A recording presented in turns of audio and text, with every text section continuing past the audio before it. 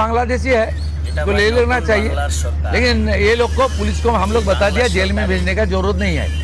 देश के रुपया में खाना खाएगा, कपड़ा देगा, मेडिसिन देगा, एक दामाद है ये लोग।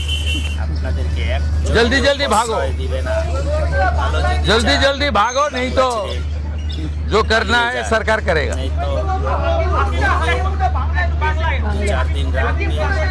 না না, আমি হাকিমপুর সম্পর্কে জানি না, আমি মিডিয়াতে দেখছিলাম, কিন্তু এটা নতুন কিছু নয়, প্রেজেন্ট অ্যাক্টই রয়েছে।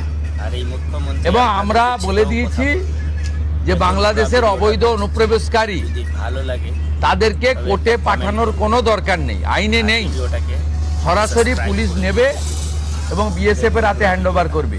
বিএসএফ এর যা ভারত সরকার বাংলাদেশ সরকারের সঙ্গে আছে এগ্রিমেন্ট, তাতে বাংলাদেশি প্রুফ করে হ্যান্ডওভার করে দেবে। আমাদের জেলে 3 মাস 6 মাস 2 বছর রেখে আপনার চাল, আপনার ডাল, আপনার তেল, আপনার মাছ, আপনার ডিম, আপনার কাপড়, আপনার মেডিসিন ওদেরকে দেব কেন? এটা তো ভারতীয়দেরই ক্ষতি হচ্ছে, আমাদের রাজ্যেরই ক্ষতি হচ্ছে। সেই জন্য আইনটা এতদিন ছিল ভোট ব্যাংক